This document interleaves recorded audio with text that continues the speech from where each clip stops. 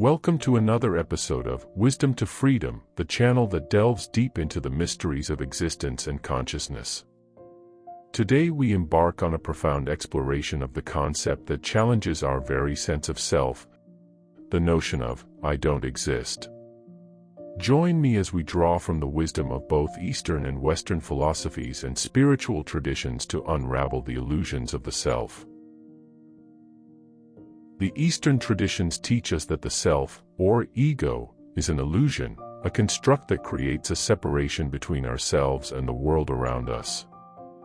As the great Indian sage Ramana Maharshi once said, your own self-realization is the greatest service you can render the world. But what does it mean to realize the self?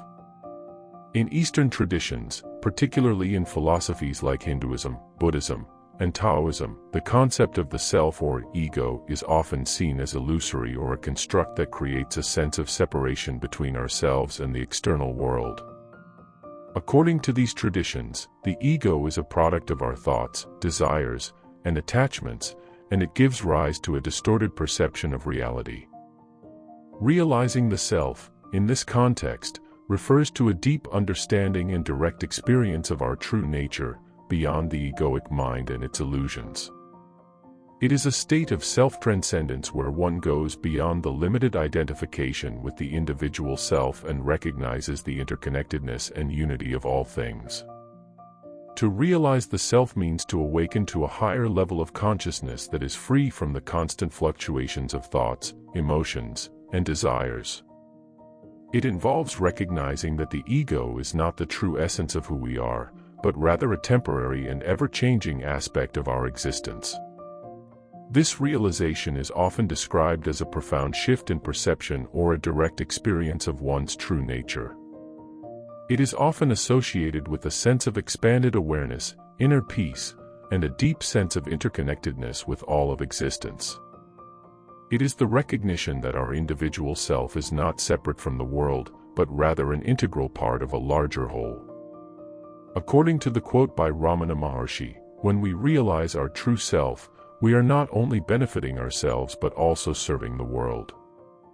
This is because the realization of our interconnectedness and the dissolution of the egoic illusion can lead to greater compassion, wisdom, and a sense of responsibility towards all living beings. By transcending our limited self-concerns, we become more capable of acting in ways that contribute positively to the well-being of others and the world as a whole. In summary, realizing the self in Eastern traditions means transcending the illusory egoic self and recognizing our true nature as interconnected and unified with the world.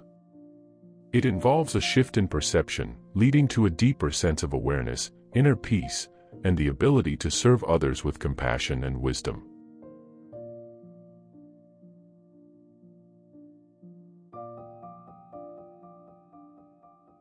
Let's explore this further through the lens of Western philosophy. Renowned philosopher Friedrich Nietzsche once remarked, "There are no facts, only interpretations." Nietzsche's words invite us to contemplate the nature of reality and question whether our perception of self is merely an interpretation.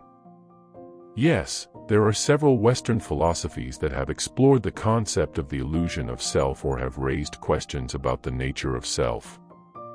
Here are a few notable examples. Existentialism. Existentialist philosophers such as Jean-Paul Sartre and Albert Camus questioned the notion of a fixed, essential self. They emphasized the idea that individuals have the freedom to define themselves through their choices and actions, rather than being determined by pre-existing identities or external factors. Existentialism often highlights the existential anxiety and sense of alienation that can arise when confronting the question of self and personal identity. According to existentialism, our existence precedes our essence, meaning that we create our own identities through the choices we make and the actions we take. Phenomenology, developed by philosophers like Edmund Husserl and Martin Heidegger, examines the structures of human experience and consciousness. In this framework, the self is seen as an ongoing process of intentionality and self-awareness. Phenomenology questions the assumption that there is a unified, enduring self and instead explores the dynamic nature of subjective experience. It emphasizes the importance of studying our own conscious experiences and suspending preconceived notions in order to gain a more authentic understanding of ourselves. Postmodernism. Postmodernist thinkers, including Michel Foucault and Jacques Derrida, critique the idea of a fixed, stable self. They argue that our sense of self is constructed through language, discourse, and social structures. Postmodernism challenges the notion of a single, coherent identity and emphasizes the multiplicity of identities that individuals can adopt or be subjected to in different contexts. According to postmodernism, our identities are shaped by power dynamics, cultural influences, and historical contexts, and they are in a constant state of flux. Buddhism in the West. Although Buddhism originated in the East, it has gained significant influence and popularity in Western philosophical and spiritual circles. Buddhist philosophy, particularly in its emphasis on non-self, anatta, questions the existence of an independent, permanent self. It suggests that our sense of self is a result of interdependent causes and conditions, and that realizing the illusory nature of self leads to liberation and freedom from suffering. Buddhism teaches that our identities are transient and that clinging to a fixed self-concept causes attachment and suffering.